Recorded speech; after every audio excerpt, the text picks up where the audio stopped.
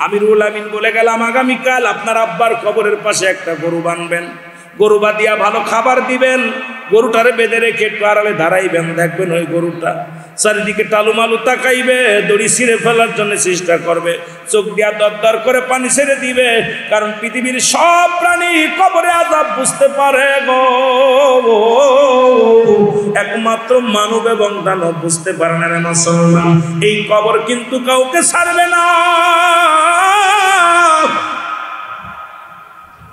এই কবরে কোনো সকাল নাই সন্ধ্যা নাই, কবরে কোনো রাত নাই রে মুসলমান। শুনে নাও, যে কবরে শুরু আছে কোনো শেষ নাই, ওই কিয়ামত পর্যন্ত কবরে শুয়ে থাকতে হবে রে মুসলমান।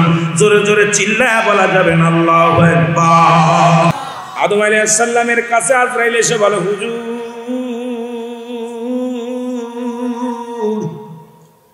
আপনার সময় শেষ, আপনাকে যেতে হবে। আদম আলাইহিস সালাম, আদম আলাইহিস সালামের রূহটা বাইর হয়ে গেল, আজরাইল নিয়ে গেলেন। এ বন্ধু, আদম আলাইহিস সালাম যখন রূহটা নিয়ে গেলেন, আদমের ছেলেমেয়েরা কান্নাকাটি জুড়ে দিল, সবাই কান্নাকাটি জুড়ে দিল। আদম আর দুনিয়ার মধ্যে নেই, সবাই তো কান্নাকাটি করে। কেমনে জানাজা দিব, কেমনে গোসল করাইব, কেমনে দাফন হবে কেউ জানে না। কারণ আদম নবী প্রথম মৃত্যুবরণ করলেন।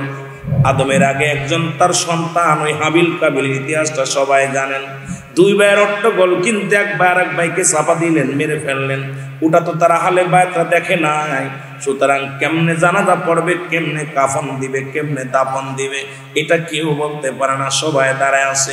আল্লাহ বলে, দৌড়ে যাও, ও জিবরিল দৌড়ে যাও, জান্নাত থেকে সাদা কাপড় নিয়ে যাও, জান্নাত থেকে পানি নিয়ে যাও, জান্নাত থেকে সুরমা নিয়ে যাও, জান্নাত থেকে সেন্ট নিয়ে যাও, আতর সুরমা নিয়ে যাও, আমার আদমরে সুন্দর করে গোসল করাও। আদম নবীর গোসল করালেন, ওই জান্নাতি পোশাক পরানো হলো।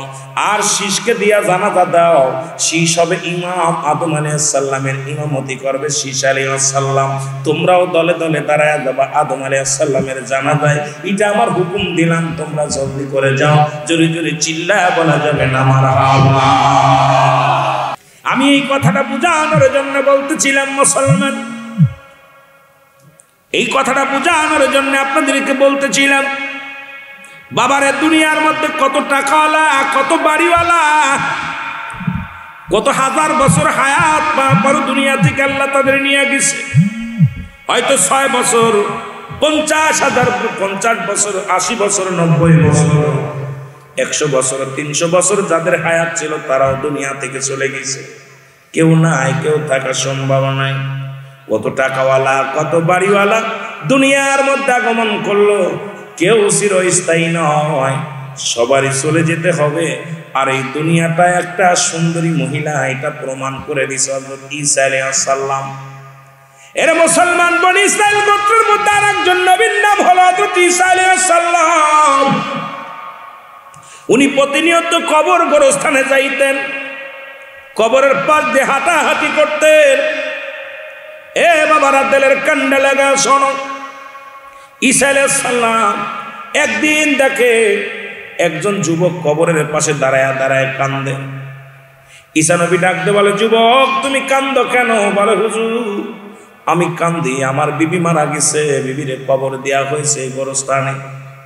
আমার বিবির জন্যে বড় মায়া লাগে, বিবিরে ছাড়া ঘুমাইতে পারি না, আমার বিবি ছাড়া ভালো লাগে না, বিবির জন্য বড় ছটফট করি। যদি আমার বিবিরে, আমার আল্লাহরে বলেন আমার বিবিরে ফিরাইয়া দিতে, যদি আমার বিবিরে ফিরাইয়া না দেয় আল্লাহ যেন আমারে নিয়ে যায়, কারণ আমি আমার বিবিরে ছাড়া সময় কাটাতে পারি না, আমার যেন মৃত্যু হয়ে যায়, না হয় বিবিটা যেন ফেরত দেয়। জোরে বলেন আল্লাহু আকবার। যুবক ঈসা আলাইহিস সালাম বলে, যুবক রে, তুমি বললে তোমার বিবি শুয়ে আছে, তো একটা পুরুষ মানুষ, পুরুষ মানুষ। যুবক বলে, হুজুর হুজুর এই কবরটা আমার বিবির নয়, এর পাশের কবরটা আমার বিবির। এই কবরটা আমার বিবির না, পাশের কবরটা আমার বিবির। ঈসা আলাইহিস সালাম আবার ডাক দিলেন, কবর থেকে উঠলেন। উঠা পর দেখে একটা মহিলা, অনেক সুন্দরী মহিলা। যুবককে বললেন তুমি যাও, তোমার বিবিকে নিয়ে চলে যাও। বিবিকে নিয়ে চলে গেলেন বাড়িতে। বাড়িতে যাওয়ার পর মুসলমান শোনো, যুবক কান্দে। বিবিকে বলে, বিবি রে, তোমাকে হারাইয়া বড্ড পাগল হয়ে গেছিলাম, কয়েকদিন ঘুমাই না, কয়েকদিন বড় ঘুম হারাম করে তোমার কবরের পাশে বসে বসে কান্দি, চোখের পানি ছেড়ে কান্দি। বিবির পুরতের পর মাথা দিয়ে ঘুমায়া গেলেন। ওই রাস্তা দিয়ে যাইতেছিলেন, ওই দেশের যিনি রাজার ছেলে রাজকুমার যাইতেছিলেন, দেখে এক সুন্দরী মহিলা ঘষে আছে। এটা দেখে কি করলেন, কুমার রাজকুমার আস্তে আস্তে করে বাড়ির মধ্যে প্রবেশ করলেন। ওই মেয়েটাকে নিয়ে চলে গেলেন, ঘোড়ায় চড়াইয়া নিয়ে চলে গেলেন। যুবকের ঘুম ভাঙলো। ঘুম ভাঙা পর যুবক দেখে বিবি নাই, যুবক দেখে বিবি নাই রে, বিবি নাই। আল্লাহু আকবার বলো। এটা তারা বুঝাইতে লাইলেন, ও দুনিয়ার মানুষ, দুনিয়া ছেড়ে দাও। আমার ভাইয়েরা, আমার বন্ধুরা, আমার গো, এই জন্য বলতেছিলাম, এক নাম্বার হলো মানুষের মরণ, এই মরণের পেয়ালা পান করতে হবে। 2 নাম্বার হলো কবর। 2 নাম্বার হলো কবর। কবর বলতে বোঝায় মানুষের মৃত্যুর পর থেকে কিয়ামত পর্যন্ত, কিয়ামত পর্যন্ত বলা হয় কবর। আমরা মনে করি বাড়ির আশেপাশে, এ মুসলমান, এই যে গোলগার জমিনে কবরবাসী, আমরা চিন্তা করি 3.5 হাত একটা গর্ত খুঁড়ে আপনার আমার দেহ মুবারক যেখানে রাখা হয়, আমরা মনে করি এটা কবর। না রে বাজান, না।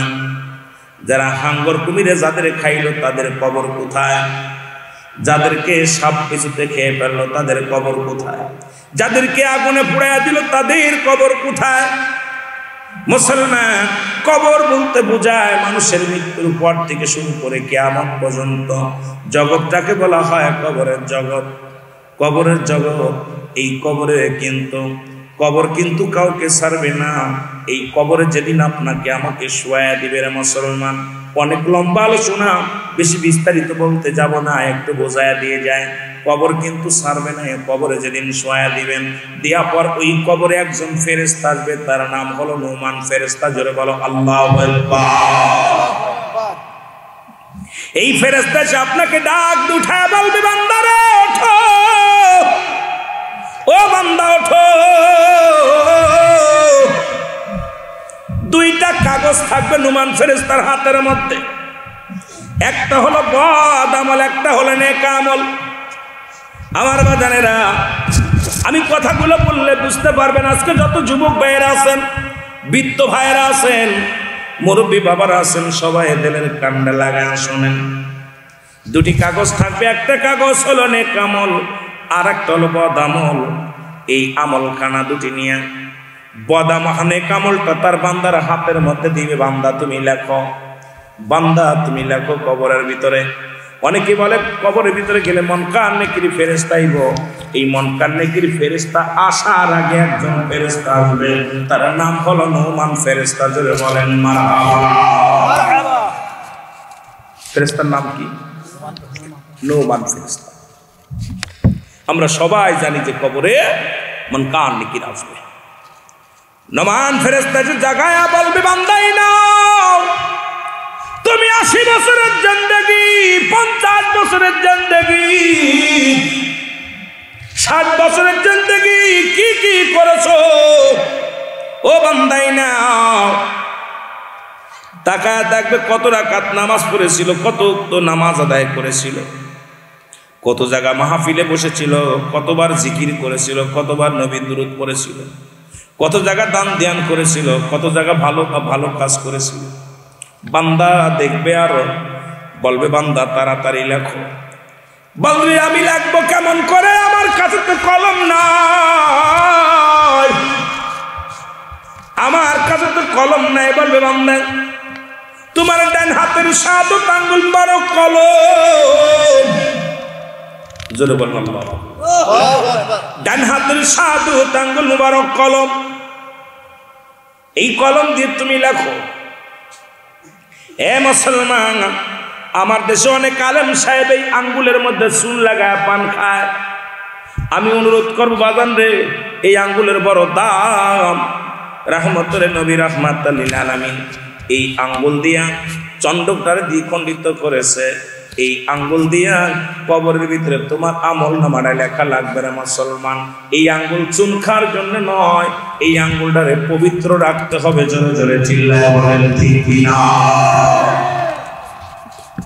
এই আঙ্গুল খানা কলম, বান্দা বলবে আমি কলম পাইলাম, কালি পাবো কই?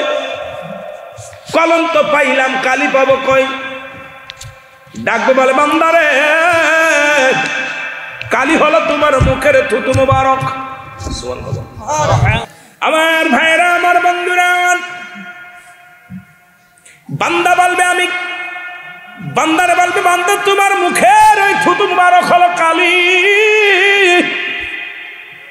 বান্দা কালি পাবে বলে আমি কাগজ পাবো কই, কোথায় লাগবো? ফেরেশতা বলবে বান্দারে ওই 3 টুকরা কাপড়ের কাপড় দেওয়া হয় সঙ্গে, 1 টুকরা কাপড়ের কাপড় খুলে নিবে, বলে বান্দা এটার মধ্যে লেখো। লেখা শুরু হয়ে যাবে, মিনিটের ভিতরে কম্পিউটারের মতো লেখা হয়ে যাবে, নেক আমলগুলো লেখা হয়ে যাবে। এই কাগজটা টান দিয়ে আবার হাত থেকে তারা তুলে নেবে না মুসলমান। আর একটা কাগজ হাতের মধ্যে দিবে। এবার দুনিয়ার মধ্যে 50 বছরের 60 বছরের জিন্দেগি কত রাকাত নামাজ ছাড়ছেন, কত জায়গা মিথ্যা কথা বলেছেন, কত জায়গা কত মহিলা নিয়ে ওই কোথায় সার বাগানে ঘোরাঘুরি করছেন, কোথায় কোন বিয়েনির লগে আড্ডা মারছেন, খালাতো বোন মামাতো বোনের সর্বনাশ করছেন, কত বেগানা পুরুষের সঙ্গে দেখা সাক্ষাৎ করেছেন।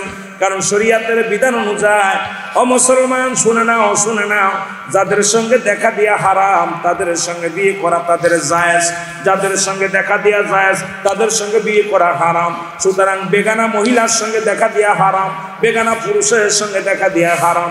এখন আমার দেশে খালাতো ভাই, মামাতো ভাই, ফুফাতো ভাই আজকে দুনিয়াটা শেষ করে দিল, আজকে সমাজটারে নষ্ট করে দেয় রে মুসলমান। শুনে নাও এ আমার যুবক বন্ধুরা, দিলের কান্ডা লাগা শোনো, যেটা হারাম তো হারাম।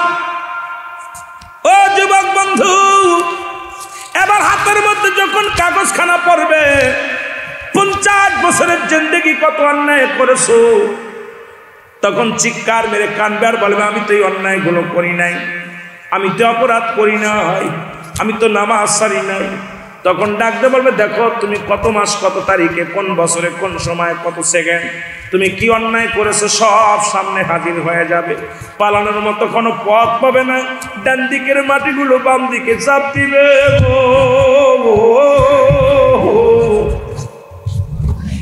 মাথার পাশের মাটিগুলো পায়ের দিকে চাপ দিবে রে মুসলমান, উপরের মাটিগুলো নিচের দিকে চাপ দিবে, নিচের মাটিগুলো উপরের দিকে চাপ দিবে। ডান দিকের হাড্ডি বাম দিকে আসবে, বাম দিকের হাড্ডিগুলো ডান দিকে চলে যাবে। এরা মুসলমান নুমান ফেরেশতা এমন এক তাকাত করবে রে, শত শত গজ মাটির নিচে চলে যাবে, আবার তাকে উত্তোলন করা হবে। আমার ভাইয়েরা, আমার বন্ধুরা, আমার এখান থেকে বাঁচার মতো কোনো পথ নাই। ওই কবরবাসীর চিৎকার যদি দুনিয়ার মানুষ একটা শুনতো, এই দুনিয়ার মানুষ যদি শুনতো, সবগুলো হাট ফেল করে মারা যেত। ওই কবরবাসীর চিৎকার দুনিয়ার সব প্রাণী বুঝতে পারে, একমাত্র মানব এবং দানব বুঝতে পারে না।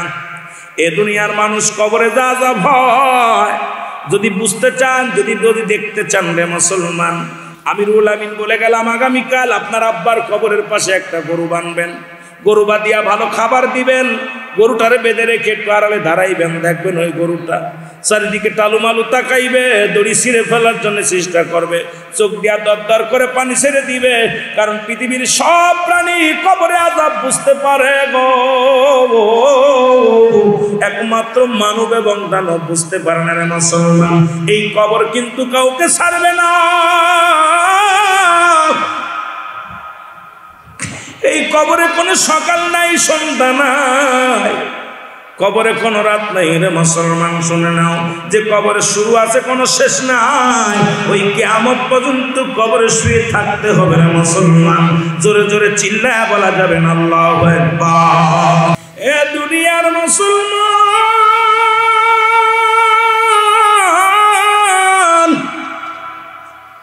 আমি বলতেছিলাম পৃথিবীর মধ্যে রে আদম থেকে শুরু করে পৃথিবীর মধ্যে যত নবী গাউস কুতুব যারা আসছে সবাই বিদায় হয়ে গেছে। এখনো 4 জন নবী পৃথিবীর মধ্যে জিন্দা আছে, নামটা জানা আছে। 4 জন নবী এখনো পৃথিবীর মধ্যে জিন্দা। তাদের মধ্যে একজন হলো এই আপনাদের শ্রীমঙ্গলের পাহাড়ের দায়িত্ব আছে, মৌলভীবাজারের পাহাড়ের দায়িত্ব আছে একজন নবী, নামটা জানা আছে। পাহাড়ি এলাকার মানুষ, নামটা তো আপনাদের জানা উচিত। পাহাড়ের দায়িত্ব আছে যিনি নবী, তার নাম হলো হযরত ইলিয়াস আলাইহিস সালাম। জোরে জোরে চিল্লায় বলেন মারহাবা। আর একটু জোরে। ইলিয়াস আলাইহিস সালামকে আল্লাহ দায়িত্ব দিয়েছে পাহাড়ের। পৃথিবীর মধ্যে যত পাহাড় আছে সমস্ত পাহাড়গুলোর দেখাশোনার দায়িত্ব দিয়েছে আমার আল্লাহ। সব তো নিয়ন্ত্রণ করে আমার মালিক আল্লাহ। জোরে বলেন ঠিক কিনা? আর একটু জোরে বলেন। এই পাহাড়ের দায়িত্ব আছে হযরত ইলিয়াস আলাইহিস সালাম, পানির দায়িত্ব আছে হযরত খিজির আলাইহিস সালাম। একজন জান্নাতের মধ্যে জীবিত আছে, তার নাম হলো হযরত ইদ্রিস আলাইহিস সালাম। আর একজন নবী দুনিয়ার মধ্যে আগমন করবে, আখির নবীর উম্মত হইয়া, নামটা জানা আছে। এ মুসলমান, দিলের কান্ডা লাগা শোনো, যে আদম নবীর কাছে জিবরিল আমিন আগমন করেছে 12 বার। কয়বার? 12 বার। ইদ্রিস আলাইহিস সালামের কাছে আগমন করেছে 4 বার। ইব্রাহিম আলাইহিস সালামের কাছে আগমন করেছে 42 বার। মুসা নবীর কাছে আগমন করেছে জিবরিল আমিন 450 বার। আর আমার আপনার নবী, রহমতের নবী, নবীদের নবী, ও মুসলমান, 1 বার নয়, 2 বার নয়, 100 বার নয়, নবীর কাছে জিবরিল আগমন করেছে 24,000 বার। জোরে জোরে চিল্লায় বলা যাবে না মারহাবা। এ বন্ধু, এই আদম নবী সন্তানদের ডাকতে বলে, আমার ছেলেরা শোনো, আমার আহলে বায়ত শোনো। উনি 1000 বছর জিন্দা থাকা পর ওনার বংশ হলো, ওনার উম্মত ছিল 40,000। জোরে বলেন মারহাবা। কত হাজার? 40,000 উম্মত ছিলেন আদম আলাইহিস সালামের। আর আদমের 100 জোড়া সন্তান ছিল, জোড়ায় জোড়ায়।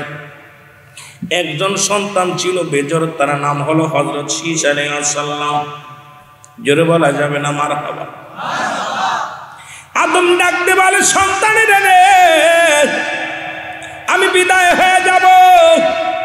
তোমার আম্মা জান আর আমি যখন জান্নাতের মধ্যে ছিলাম, ওই জান্নাতের কত নিয়ামত খাইলাম, জান্নাতের কত ফল খাইলাম, জান্নাতি ঘিরান পাইলাম, ওই জান্নাতি ফুল ফল কত না আমি দেখলাম। আমার বয়স এখন শেষ, আমার প্রাণে চাই একটু, আমাকে একটু ফল খাওয়াও, আমাকে একটু আনার ফল খাওয়াও, আমাকে একটু দুনিয়ার জিন্দেগির ফলগুলো খাওয়াও। কথা বলা পর সন্তানেরা ফলের সন্ধানে বাইর হলেন। আদম আলাইহিস সালামের সন্তানেরা ফলের সন্ধানে বাইর হয়ে গেলেন। শীস আলাইহিস সালাম বাবার কাছে রইলেন। শীস আলাইহিস সালাম নবীজির আদম নবী বললেন, আমার পরের দায়িত্ব তোমাকে আমি অর্পণ করলাম। আমার ইন্তেকালের পরে এই দায়িত্ব, নবুয়াতের দায়িত্ব আল্লাহ তোমারে দিয়েছেন। আমার অন্য সন্তান নয়, তোমাকে এই দায়িত্ব আমি দিয়ে গেলাম। আল্লাহ তাআলা রাজি হয়েছেন, খুশি হয়েছেন। ও মুসলমান শুনে নাও, শীস নবী ডাকতে বলে, আমার আব্বা জান আদম নবী শোনেন, আপনি আল্লাহর প্রিয় ছিলেন, আপনি দুনিয়ার প্রথম মানুষ, আপনি দুনিয়ার মধ্যে আপনি প্রথম নবী। সুতরাং আপনি যদি আমার আল্লাহর কাছে চান, ওই জান্নাতি ফল আল্লাহ আপনাকে দান করবে। আদম নবী বলেন, না না, আমার আল্লাহর দরবারে আমি কেমনে চাইব, আমার বড় লজ্জা লাগে, আমি ভুল করেছি, ভুলের মাসুল আমাকে দিতে হবে, আমি মাওলার কাছে কেমনে চাবো গো। ও বাবা শীস, আমার মন বলে তুমি চাইলে তোমার আল্লাহ দিবে, আমার চাইতে লজ্জা করে আমার আল্লাহর কাছে জোরে জোরে চিল্লায়া বলা যাবে না মারহাবা। শীস আলাইহিস সালাম মালিকের দরবারে চায়, আমার আল্লাহ আব্বা জানের বয়স হয়ে গেছে, আমার আব্বা জানের বয়স হয়ে গেছে। আল্লাহ এ যুবক বন্ধুরা শোনো, বাবার প্রতি শীষ আলাইহিস সালামের কেমন প্রেম ছিল। আল্লাহর কাছে ডাকতে বলে, আমার আল্লাহ আব্বা জান বুড়া হয়ে গেছে, আল্লাহ জান্নাতি নেওয়া ফল, জান্নাতি ফল দাও, আমার আব্বাজানকে খাওয়াইবো। আব্বাজান তো চেয়েছে, আল্লাহ ওই জান্নাতি ফল আমি দুনিয়ার মধ্যে কোথায় পাবো? আল্লাহ তুমি তোমার জান্নাত থেকে কিছু ফলের ব্যবস্থা করে দাও। ঈসা আলাইহিস সালাম যখনই চাইলেন ফল, আমার আল্লাহ ডাকতে কয়, জিবরিল দৌড়ায়া দাও জান্নাতের মধ্যে ফলের ঝাঁকা নিয়ে যাও, যতগুলো লাগে হাঁকা যা, অনেক, কম না, অনেক বেশি করে ফল নিয়ে যাও, আমার আদম নবী খাইব। এই দুনিয়ার মধ্যে প্রথম মানুষ হিসেবে আমি আদমকে পাঠাইলাম, নবী হিসেবে আমি দুনিয়ার মধ্যে তারই প্রথম শরীয়তে নবুয়ত দিলাম। সুতরাং আমার আদম নবী ফল খাবে, তাড়াতাড়ি যাও। আদম আলাইহিস সালামের জন্য ফলের ছাকা নিয়ে ফেরেশতারা রওনা দিবে। আমার আল্লাহ ডাক দেখায়, দাঁড়াও, আমার আদমের আসার সময় হয়ে গেছে, একটা দায়িত্ব পালন করবে আমার আদম তো সব কাজ ঠিক করেছে, একটা সন্তান তার অবিবাহিত আছে, তার নাম হলো হযরত ঈসা আলাইহিস সালাম। তার জন্য আমি কোন দুনিয়ার কোন নারী নির্ধারিত করি নাই, দুনিয়ার কোন মেয়ে তার জন্য নির্ধারিত করি নাই। ওই জান্নাত থেকে সবচেয়ে সুন্দর হুটটাকে সঙ্গে করে নিয়ে যাও, ঈসা আলাইহিস সালামের সঙ্গে আদম নবীর শাদী দিয়ে দিতে বলো। জোরে জোরে বলেন মারহাবা। আদম আলাইহিস সালাম তার সন্তানদের ডাকলেন, সন্তানদের ডাকতে বলে, আমার ছেলেরা, আমার মেয়েরা শোনো, আমার আওলাদের শোনো, আমার বন্ধুগণ শোনো, আমি এত নির্ধারিত করেছি, আমার আল্লাহ তাআলা পাঠাইছে একটা মেয়ে, এই হুর পাঠাইছে ঈসা আলাইহিস সালামের সঙ্গে বিবাহের জন্য। তোমরা তাড়াতাড়ি বিবাহের আয়োজন করো। সবাই মিলে বিবাহ উৎসবে মেতে উঠলেন। আদম আলাইহিস সালাম জান্নাতি ফল দিয়ে যত মেহমান আসলেন সবাইকে মেহমানদারি করলেন। জোরে জোরে চিল্লায় বলেন মারহাবা। আদম আলাইহিস সালাম পৃথিবীর মধ্যে 100 জোড়া সন্তান আল্লাহ তারা দান করল। একজন তার বেজর সন্তান ছিল, নাম হলো হযরত ঈসা আলাইহিস সালাম। বাবার যুব সমাজের জন্য একটু তাদের অবদান, তাদের কথা আলোচনা করতে বলেছেন। যেতে হবে আগে একটু মৃত্যুর দিকে ঘুরে আসে, তারপরে আলোচনায় যাব, সব আলোচনা হয়ে যাবে। আদম আলাইহিস সালাম বুড়া হয়ে গেছে, বয়স শেষ, 1000 বছর যিনি জিন্দা ছিলেন। এই আদম নবীর কাছে মুসলমান শুনে নাও, আদম আলাইহিস সালামের কাছে আজরাইল এসে খবর দেয়, আল্লাহর নবী আদম, আপনার তো যাওয়ার সময় হয়ে গেল, বয়স আপনার শেষ, আপনার চলে যেতে হবে। আমার আল্লাহ তাআলা হুকুম দিছে কখন যেন বিদায় হয়ে যেতে হতে পারে। আদম ছেলেদেরকে ডাকতে বলেন, ও আমার ছেলেরা শুনে নাও, আমি আর বেশি দিন তোমাদের মধ্যে থাকবো না, আমি একমাত্র প্রথম মানুষ, আমি পৃথিবীর মধ্যে নবী, প্রথম নবী। আসলে যদি আমরা শরীয়তে নবী বলি তাহলে আদমকেই প্রথম নবী বলা লাগবে। হাকিকতে যদি প্রথম নবী বলি, তিনি কুল কায়নাতের আগের নবী, রাহমাতাল লিল আলামিন। জোরে জোরে বলেন মারহাবা। একটু মহব্বতের সঙ্গে জিকিরি করেন সুবহানাল্লাহ।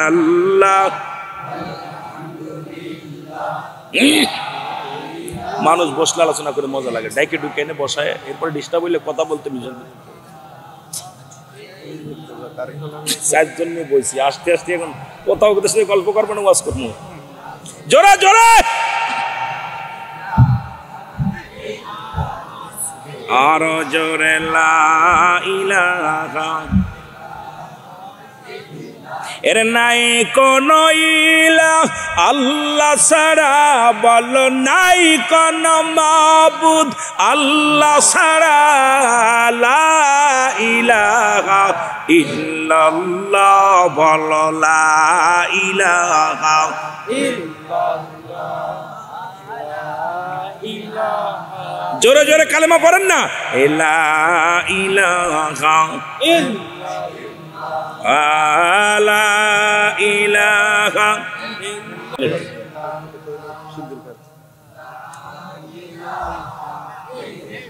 মহব্বতে লা ইলাহা লা ইলাহা লা ইলাহা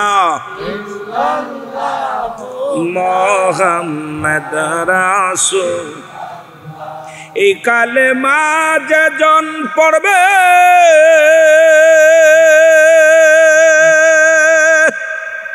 ও মুসলমান নবীজির দিদার সে পাবে। ওই কালেমার খাতিরে, এই কালিমার খাতিরে নাজাত পাবি পরপারে।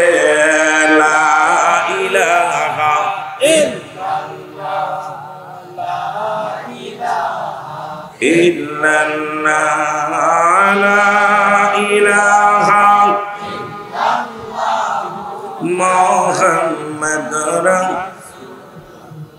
সবাই ইসমে জাতের জিকির করেন আল্লাহ আল্লাহ আল্লাহ আল্লাহ আল্লাহ। এই মান সবানাইল রে আল্লাহ প্রেমের কারণে, আর প্রেমের তরে বান্দরে মা দিয়ে নার সাথে। আল্লাহ আল্লাহ আল্লাহ আল্লাহ, জোরে জোরে। এই মান সবানাইল রে আল্লাহ প্রেমের কারণে, আর প্রেমের তরে বান্দরে মা দিয়ে নার সাথে। আল্লাহ আল্লাহ আল্লাহ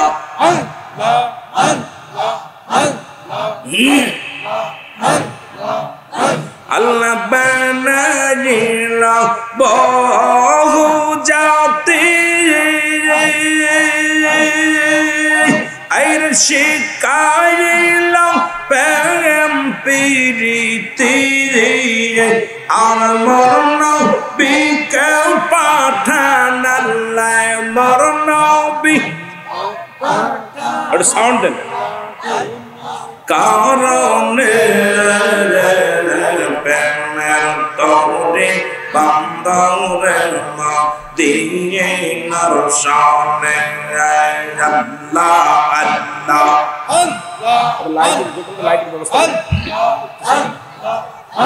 এর মান সবানাইল রে আল্লাহ প্রেমের কারণে, প্রেমের তরে বান্দরে মা দিয়ে নার সামনে।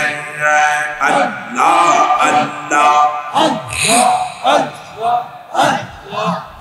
আল্লাহ বানাইল বহু জাতি, শিখাইল প্রেম প্রীতি, মরণ বিকে পাঠান আল্লাহ মরণ বিকে পাঠান আল্লাহ প্রেমের কারণে, প্রেমের তরে বান্দরে মা দিয়ে নার সামনে।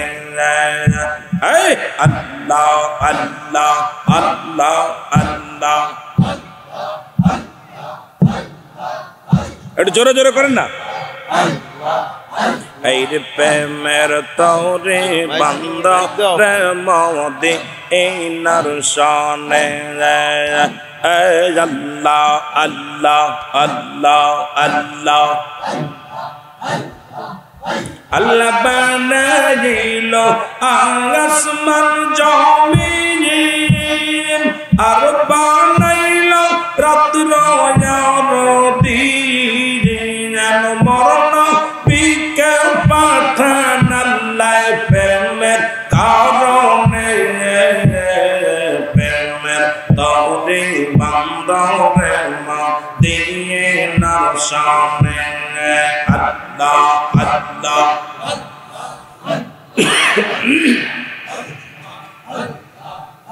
এই প্রেমের তরে বান্দরে মা দিয়ে না সামনে আরে হাবিবকে পাঠাইল আল্লাহ প্রেমের কারণে প্রেমের তরে বান্দরে মা দিয়ে না সামনে আল্লাহ আল্লাহ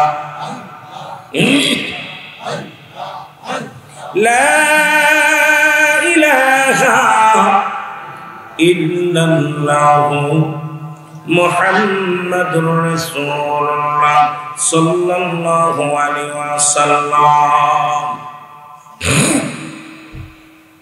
বাবা আদমের কথা বলতেছিলাম।